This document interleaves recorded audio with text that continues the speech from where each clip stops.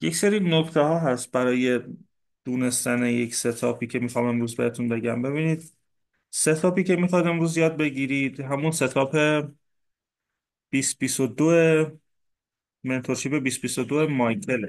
خب امروز کلیت 2022 مایکل رو بهتون میگم و تجربیاتی که این مدت خودم با ترید کردنش و شخصی سازی کردنش به دست آوردم هم بهتون میگم. قبلا مایکل میگفت که شما تو تایم 8:30 صبح به وقت نیویورک منتظر دیدن همچین ستاپی باشید، ولی الان به مدت 1 سال 1 سال و نیم، تقریبا نزدیک 2 ساله که من میبینم دیگه توی اون تایم 8:30 همچین اتفاقی که اون ستاپ 2022 اتفاق نمیفته و اون نقدینگی هایی هم که میگفت تارگت بگیرید دیگه اونا تارگت نیستم. من به تجربه خودم رسیدم به این ستاپی که امروز میخوام بهتون بگم که ستاپ شخصی خودم هست و خیلی برام عزیزه و خیلی برام اهمیت داره و امروز رو میخوام خیلی دقت داشته باشه. امروز رو میخوام خیلی گوش کنید، چون این آموزش این جلسه رو هیچ جای دیگه پیدا نمیکنه، چون شخصی مال خودم. یعنی هر جای دیگه برید بگردید فکر نکنم که نکته هایی که بهتون میگم رو بهتون بگم. ببینید، مایکل میگفتش که شما تایم 8:30 صبح رو مارک کنید توی یک روز. مثلا ما این روز رو بخوایم در نظر بگیریم،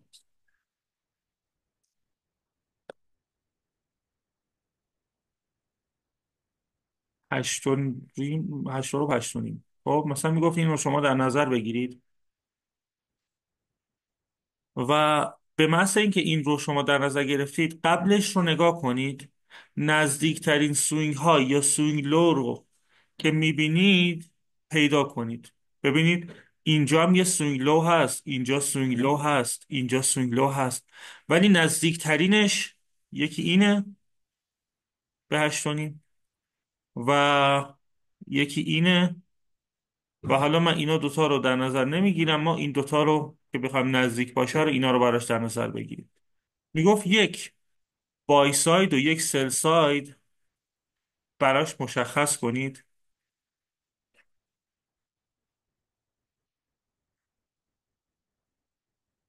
و اگر مثلا بعد 8:30 اومد یک کفی رو گرفت، خب منتظر باشید که به سمت دیگرش حمله بکنه. اینجا رو میبینید، این تریدیه که این چارتیه که روز جمعه به ما داده. خب الان توی این کندل ساعت 9:30 مثلا اومده هر دو طرفش رو تو 5 دقیقه تو 15 دقیقه گرفته و به ما نه اجازه اجرای ستاپ رو داده، نه اجازه اصلا اینکه بخوایم معامله بزنیم رو داده. این چیزیه که 2022 مایکل میگه توی 15 دقیقه. میگه نزدیکترین سوینگ های و سوینگ لو رو براش مشخص کن، صبر کن یک طرف رو بگیره و باهاش به سمت دیگرش حمله کن.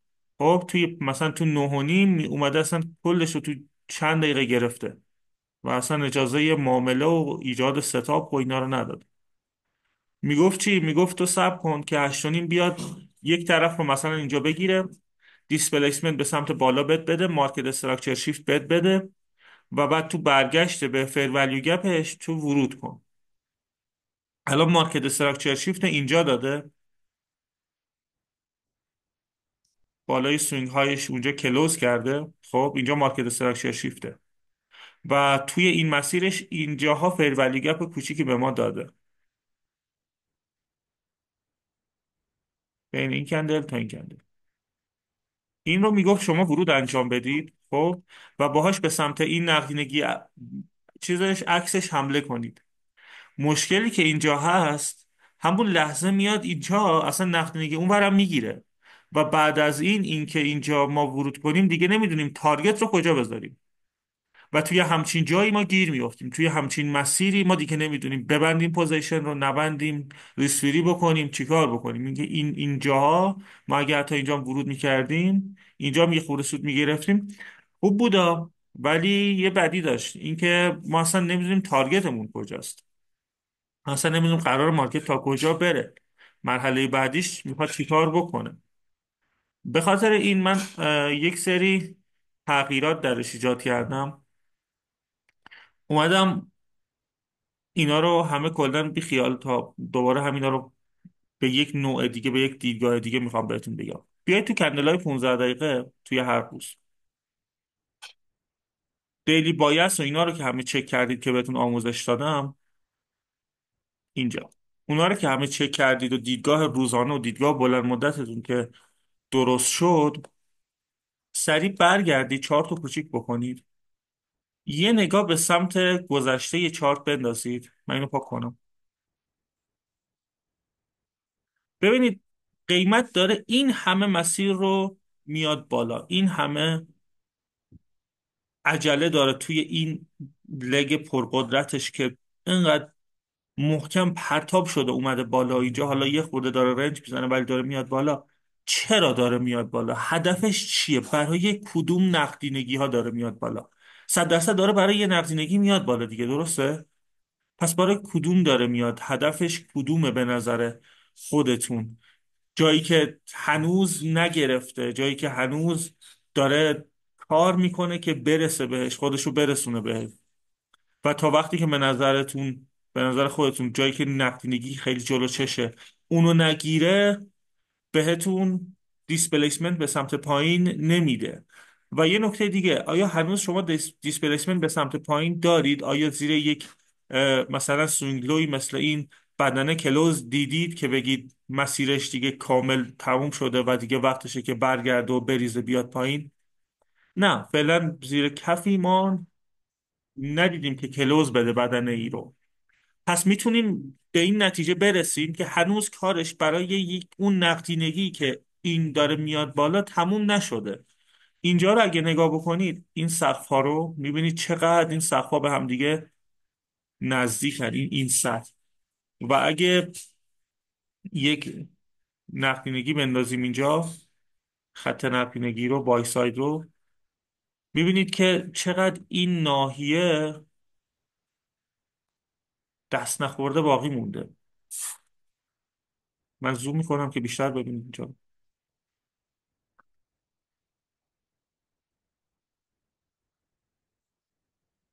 ببینید چقدر اومده هی باش کار کرده و ریخته. و ایناها، این سقفا حالا توسط اینا زده شدن، ولی کدوم سقف فعلا زده نشده؟ من اگه اینو بکشونم جلو، ببینید اینم یه تیک زده بالاش، یه چند مقدار کمی ازش بالاتر رفته و این الان تارگت بای ساید ما. برمیگردیم. پس ما تارگت بلند مدت بای ساید رو مشخص میکنیم براش. یه کاری که فوت کوزه‌گری میخوام بهتون بگم که مطمئن بشید آیا این واقعا هدف بای ساید بعدیه که میخواد قیمت آیا با این برسه، اینه که برید ES هم چک کنید، S&P هم چک کنید. ببینید S&P هم آیا اینجا دوباره همین اتفاق داره توش میفته و مثلا اینجا رو نگاه کنید چقدر سقفای نزدیک به همه صافی داره و داره میخواد بیاد که بگیره اینجا. من زوم کنم که بتونم نقل درست.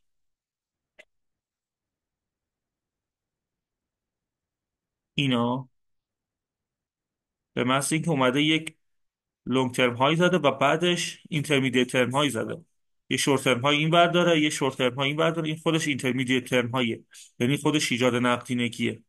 پس اینم تارگت ما، تارگت بای ساید ما.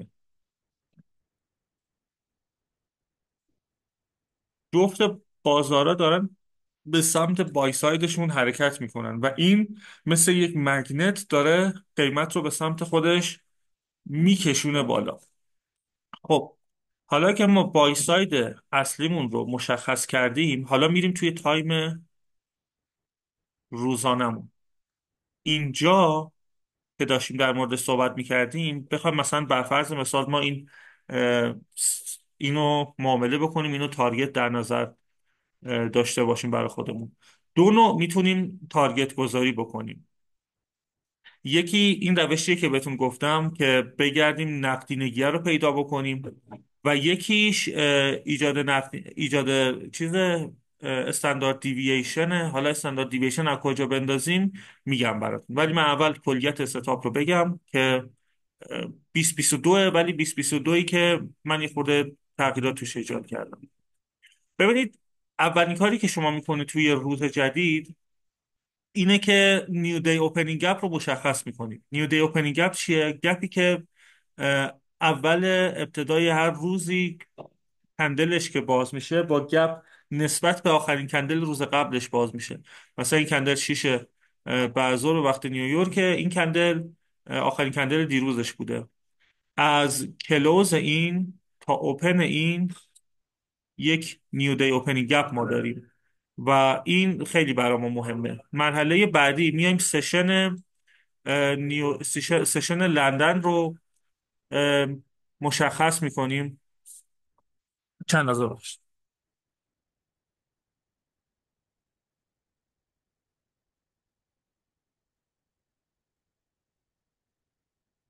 سشن لندن رو که بین ساعت 2 صبح تا 5 صبح به وقت اه، نیویورک هست رو شما باید مارک بزنید. چرا؟ برای اینکه کف و سقف لندن رو شما باید بدونید که چی هستن. اینکه لندن شما باشه، کف و سقفش رو مشخص میکنید. این نکته یادتون باشه، دیگه نیاز نیست که مثلا میگم برای مدل 2022 میگفت که برید نزدیکترین سوینگ های و سوینگ لو رو پیدا بکنید. خب ولی شما دیگه نیاز ندارید که اون سردرگمی رو بخواید دوچارش بشید، که بعضی موقع هست میگید خب الان کدوم یکی سوینگ های قراره نقدینگی باشه، کدوم یکی قراره تارگت باشه. همیشه کف و سقف لندن تارگته. همیشه کف و سقف لندن تارگت چه موقعیه؟ تارگت نقدینگیه، که حرکتیه که میخواد حمله بکنه نقدینگی بگیره توی ساعت 8:30 و 9:30. حالا توی یا 8:30 حمله میکنه نقدینگی میگیره، یا 9:30. بیشتر مواقع تجربه به من اینو ثابت کرده، بیشتر مواقع شما باید تا 9:30 صبر بکنید و اصلا دیگه با 8:30 هیچ کاری نداشته باشید. تا 9:30 صبر میکنید که بیاد یک طرف از نقدینگی لندن رو که تا حالا نگرفته بگیره. الان اینجا رو نگاه کنید، اینجا مگه سشن لندن نیست؟ خب سقف لندن کدومه؟ این سوینگه، درسته؟ بکشونید جلو، اینجا گرفتتش، درسته؟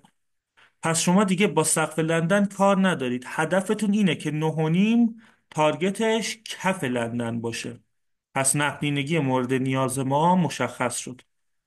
منتظر میمونیم که اصلا 9:30 بیاد کف لندن رو بگیره. چرا؟ چون سقف رو گرفته، دیگه نیاز نداره بگیرتش. و داره به چی برمیگرده؟ به همون نیو دی اوپنینگ گپ.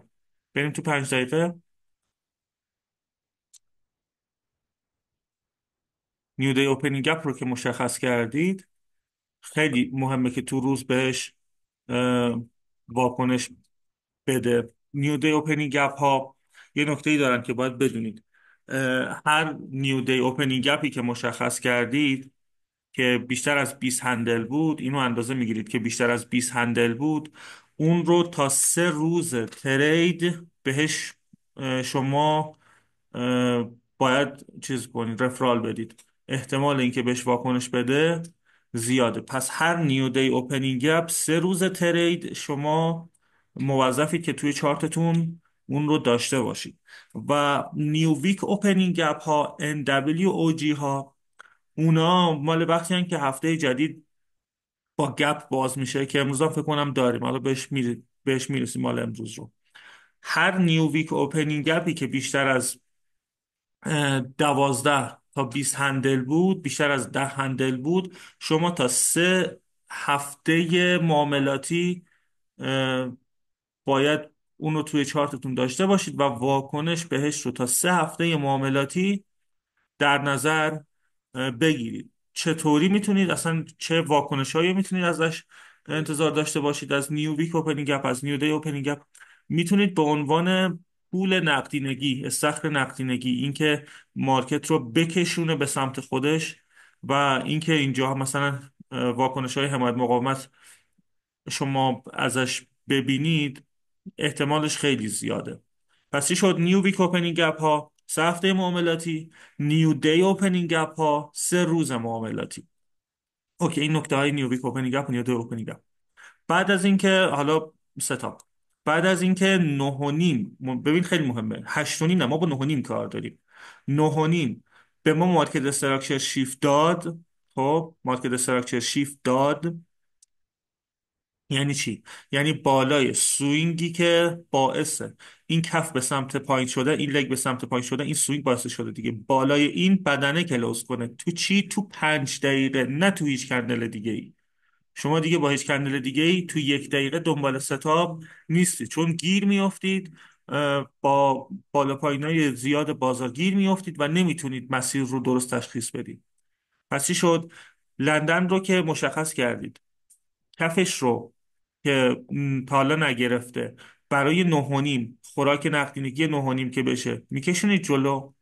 مارکت استراکچر شیفت رو توی 5 دقیقه که دیدید، اون موقع اجازه دارید برید دنبال فرولیو گپ، بگردید توی این مسیر و هم میتونید از این بریکر استفاده بکنید. ببینید الان این میشه چی؟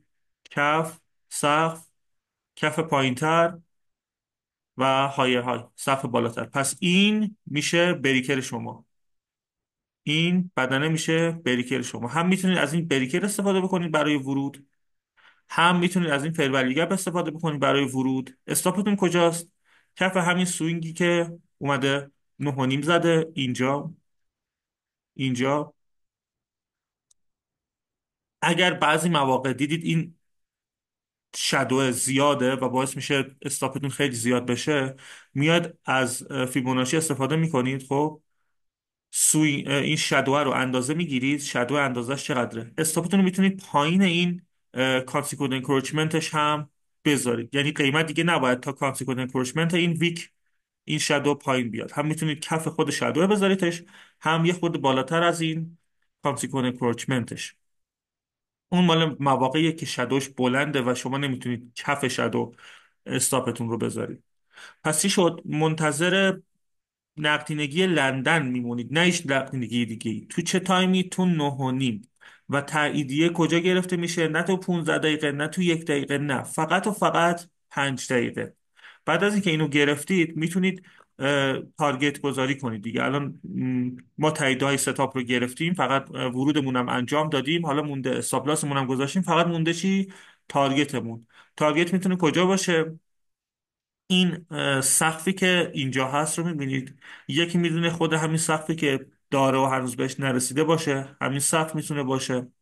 و اینکه میخواید یه کار دیگه که میخواید خودتون رو راحت بکنید دیگه، دنبال سقف ها نگردید، این که استاندارد دیوییشن بندازید.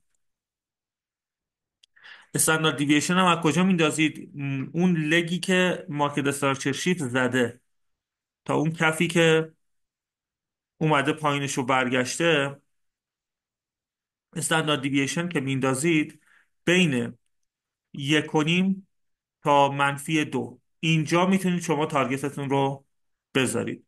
این رو میایم اندازه میگیریم، حالا که تارگت کجا باشه، این رو میایم اندازه میگیریم دوباره با فیبوناچی NDOG که تارگت کجا باشه. ببینید شما باید تارگتتون بالاتر از این کارسیکون انکورشمنت باشه. اینجا، اینجاها میتونید تارگت بذارید. یا اگر میخواید مثلا تا بلند چیز بیشترش صبر کنید، میتونید تا -2 هم صبر کنید. ولی تجربه به من میگه که اگه میخواید سودده باشید و بلند مدت ترید کنید، همینجا که ورود کردید، پس ورود ما میشه همین فیر ولیو گپه، ورود ما میشه اون فیر ولیو گپ، اینجا ورود ماست. استاپمون این سوینگ پایینه. تارگتمون کجاست؟ بالای اینجا میتونیم همینجا بالای همین کلاسیک انکروچمنت تارگتمون رو قرار بدیم. این بشه تارگت ما، و به محض اینکه تارگت ما رو بزنه ما دیگه باش کاری نداشته باشیم. اینا میبندم که دیگه شما میدونید کجاست. پس چی شد؟ از لگی که مارکت استراکچر شیفت میزنه و به سمت بالا پرتاب میده، اینجا توسط این بدنه 5 دقیقه بهت ثابت میکنه که مارکت استراکچر شیفت تایید شده و فر گپ میده، ورود میده. شما از اینجا تا اینجا استاندارد دیوییشن میندازی. خب بین -1.5 تا -2 بالاتر از اون قسمت چیزش وسطش تارگت میذاری. همیشه خدا تو این رو داری و هیچ موقع نیست که این تارگت تو رو نده. همیشه مواقع اتفاق میفته. وین ریتش هم خیلی بالاست، وین ریتش 80%. و امیدوارم که با این بتونی خیلی سوده باشی. تو هر روزی هم که بخوای میتونی بری این رو پیدا بکنی. مثلا بریم روز گذشته رو دوباره همین رو یه مثال دیگه بزنم. این اون دقیقا مال یه روز بود، این کلا روز گذشتهشه. دوباره میایم چیکار میکنیم؟ میگردیم اول نیو دی اوپنینگ گپ رو پیدا میکنیم. نیو دی اوپنینگ گپش کجا افتاده؟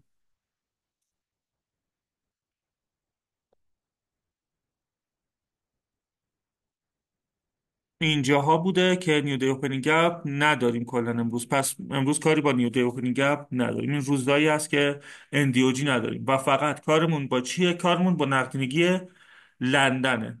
لندن رو مشخص میکنیم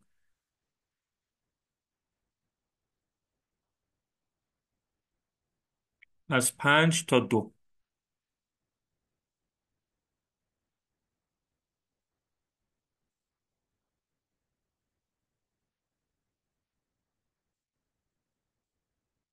خب ساعت 9:30 هم مشخص میکنیم.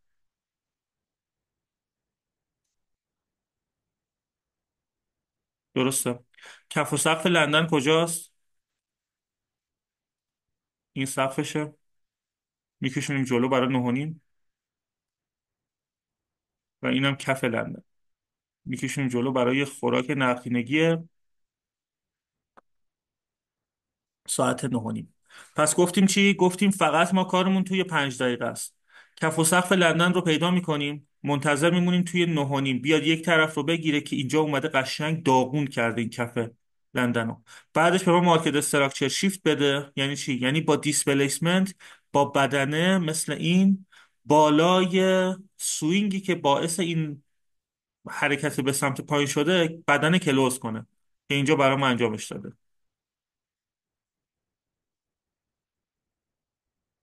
اینجا توی این مسیرش که رفته به ما چی داده؟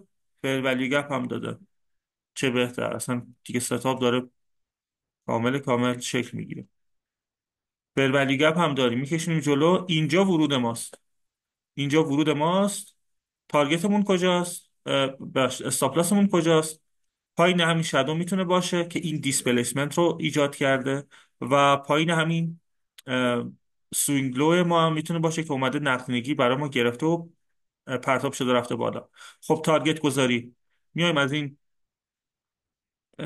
مارکت استراکچر شیفتی که به ما داده استاندارد دیوییشن میبندیم بین -1.5 و 2. -1.5 و 2 بالاش میشه تارگت ما. اینو اندازه میگیریم. پس این میشه تارگت ما. پارتیکل انکروچمنتش بالاش اینجا میشه تارگت که قشنگ داده. به محض اینکه تارگت ما هم داده دوباره مثلا روز تمام شده، شروع کرده بازی کردن، رفته سمت روز جدید. ببینید این هر روز تکرار میشه. یعنی هیچ موقعی نیست که شما این رو نداشته باشید. حالا یا مال چیزشو دارید یا مال بای سایدشو دارید یا مال سل سایدشو دارید. این ستاپ دیگه هم خیالتون رو راحت میکنه، نیاز نیست برید توی تایم فریم های خیلی زیاد تاییدیه بگیرید. حتی اصلا نیاز به چک کردن بلند مدت هم ندارید. فقط کافیه که همچین چیزی ببینید و معاملتون رو انجام بدید. با این بهتون قول میدم به سودهی میتونید برسید، به هر چیزی میتونید برسید و نیاز به هیچ کار دیگه ای ندارید. این فقط کافیه که برید خودتون بک تستش رو بگیرید، فقط کافیه برید گذشته چارت رو نگاه بکنید و ببینید که چقدر میتونه شما رو بی‌نیاز بکنه. در مورد ستاپی که گفتم هر سوالی دارید در خدمتم.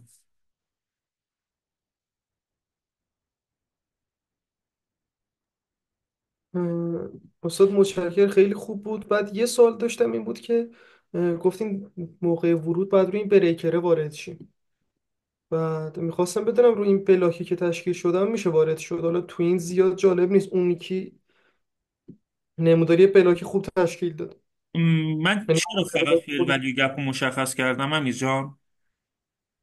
چون وقتی که این ستاپ شکل میگیره، خب این روزها روزی بوده که بازار داشت اذیت میکرد. خب بازار داشت یه خورده استاپ لاس میزد. چرا؟ چون روز چیز بود، مهمی بود، یه سری دیتاهای اقتصادی داشت میومد بیرون، به خاطر این اینجوری داشت اذیت میکرد. ولی در اکثر مواقع، خب اکثر مواقع وقتی که این فیر ولیو گپ رو به تو میده، این تجربه یک سال خورده که دارم این ستاپ معامله میکنم بهت میگم، اینجا میاد یه تیک به این فیر ولیو گپ میده، اصلا میره بر نمیگرده به این بلاک های پایین که تو بخوای ورود تو اینجا بذاری.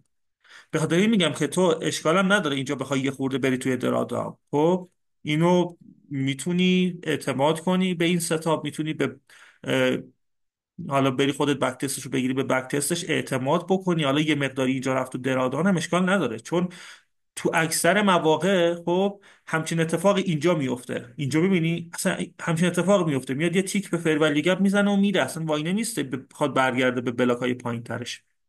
این مال روزهاییه که اینجوری داره اذیت میکنه و میخواد استاپلاس بزنه، یه خورده اذیت بکنه که وای میسته توی فرولی گپ، بعد مثلا حرکت رو میده.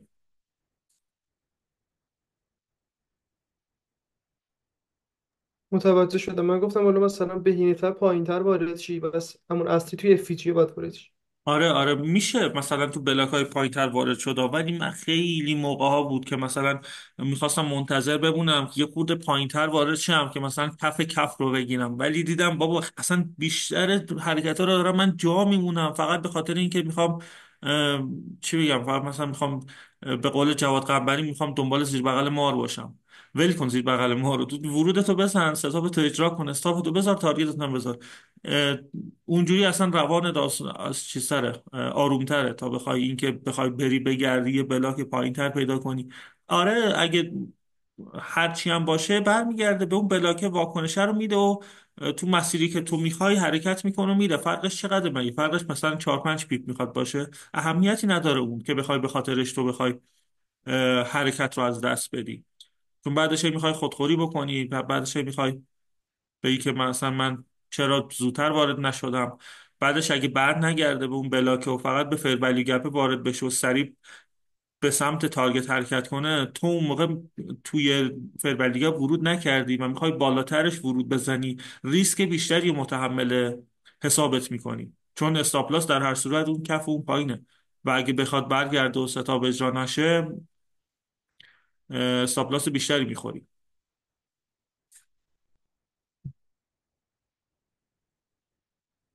متشکرم استاد. خواهش میکنم. این چیزو من اسکرین شات بگیرم براتون که استاد داشته یه باشید. سال جان. اونم یه نگاه بندازم. ببخشید میگم من میدونی دقیقا کدوم جلسه 2022 میشه منتورشی 2022؟ دقیقا چی میشه؟ من صداتون نداشتم، عذر میخوام. میگم کدوم دقیقا کدوم جلسه منتورشی 2022 مایکل میشه؟ 2022 مایکل رو من فعلا یه کلیتی ازش گفتم بهتون، ولی اینی که الان دارم بهتون میگم آپدیت شده 2022. یعنی 2022 شما همین رو، خب همینی که هست کلیتش همینه، 2022 ساختار همینه. ولی اینکه بخواید کجا تارگت بذارید، کجا مثلا ورود بکنید، کجا، اینا یه خورده تغییر کرده. همین رو مایکل میگه از 8 منتظر باشید، مثلا 8:25 8 اینجا میگه اینجاها 8 منتظر این باشید، در صورتی که داره 9 به بعد اتفاق میفته دیگه. یعنی خیلی وقتی که داره 9 به بعد همینا رو میده. ولی برید مثلا میگم منتورشیپش رو نگاه بکنید،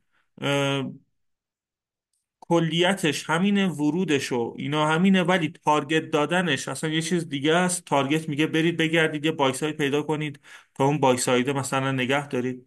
یا استاندارد دیوییشن میبنده. خب استاندارد دیوییشن میبنده، میگه تا یک بستتونه، میگه تا یک ببندید دیگه. و اینجا من دیدم که بیشتر از یک هم میره خیلی وقتا.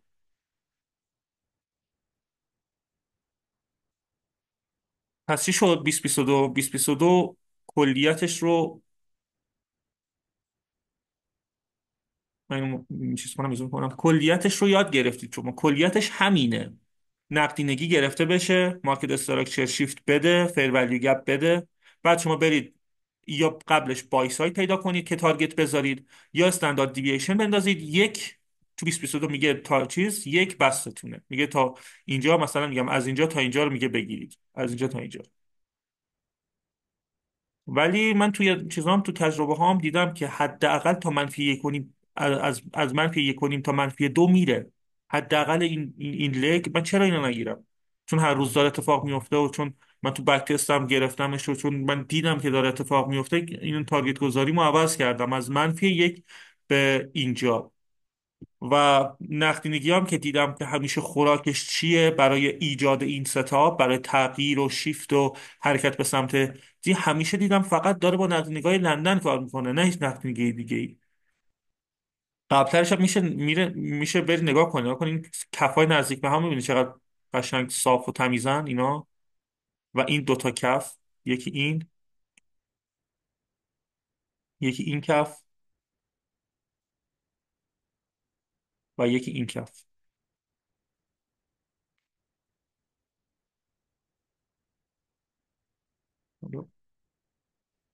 19 206 19 201. این چقدر چسبیده به همن. خب این یعنی چی توی ریتیل تریدر؟ یعنی کف دو قلو دیگه، درسته؟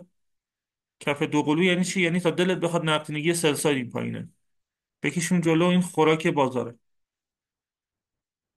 نقدینگیشو که میگیره، خب نقدینگیشو که پیدا کرد و گرفت، شما با دونستن کف لندن دیگه مسیر خوراک نقدینگی رو میدونی که قرار کدومو بگیره و بعد برگرده به سمت یک سمت دیگه بره. دیگه نیاز نیست حتی برید اینا هم پیدا کنی، ولی اینکه چشتون اینا رو ببینه اصلا یه لول دیگه است. خیلی حرفه میشه که این نقدینگی ها رو بتونید پیدا بکنید، چشتون همیشه بره سمت همچین جاهای صافی که بعد توسط این حرکت بیاد داغون بشه، گرفته بشه کلا. بعد از اینکه اینو گرفت دیگه کلا به جونتون میشینه ستاپ که نقدینگی رو به اندازه کافی زده، داغون کرده، گرفته، تاییدیش رو با این بدنه محکم دیسپلیسمنت به سمت بالا داده. ببینید این از نون شبم برای شما واجب تر این بدنه، چون اینه که بهتون ثابت میکنه کله گنده وارد شده، چون اینه بهتون ثابت میکنه دیگه مارکت قراره برگرده به سمت بالا بره، شما میتونید باش سوده باشید. چون اینه که به شما این اعتماد رو میده که دیگه قراره بریم بالا، پس من با خیال راحت میتونم استاپ بذارم این کف. چرا؟ چون دیگه قرار نیست مارکت برگرده اینجا رو ببینه، چون نقدینگی گرفته، چون به سمت بالا پرتاب شده. این همه تایید رو که گرفتید میتونید با خیال راحت دیگه استاپ بذارید و حتی اگه یه خوردم اومد پایین میتونید تحملش کنید و تو تارگت نگه دارید ستاپ رو.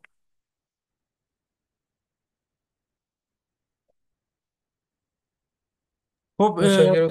خواهش میکنم. این توضیحات این جلسه است. ببینید این همیشه اتفاق میفته، هیچ موقع نیست که شما اینو نبینید، همیشه کلیتش همینه. شما با دونستن این هر روز یه ترید خوب میتونید داشته باشید. هر روز میتونید خیالتون از این راحت باشه که دیگه نیازی به هیچ چیز دیگه هم حتی نداشته باشید.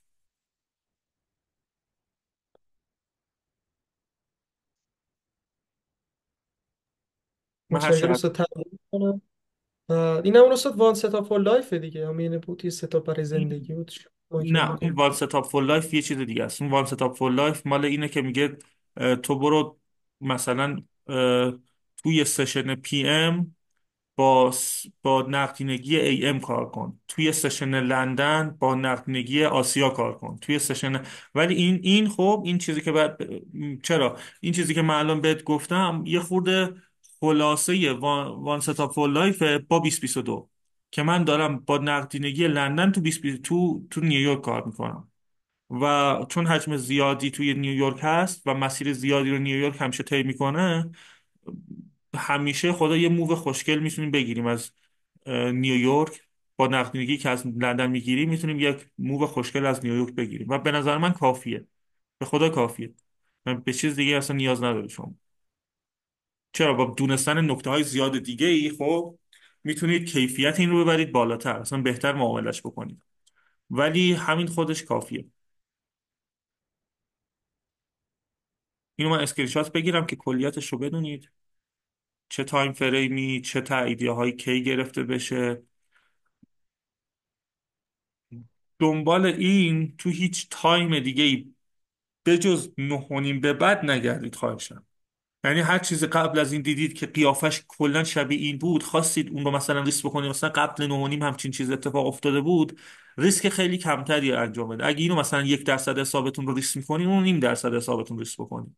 همیشه واسه 9:30 به بعد صبر بکنید. چون 1 سال و نیم 2 سال من میبینم فقط از 9:30 به بعد داره همچین اتفاقی میفته و نمیخوام گیر همچین حرکتی بیفتید شما نقدینگی بازار بشید و بعد همچین چیزی رو دیگه بترسید وارد بشید و از دست برید همچین ستاپی رو.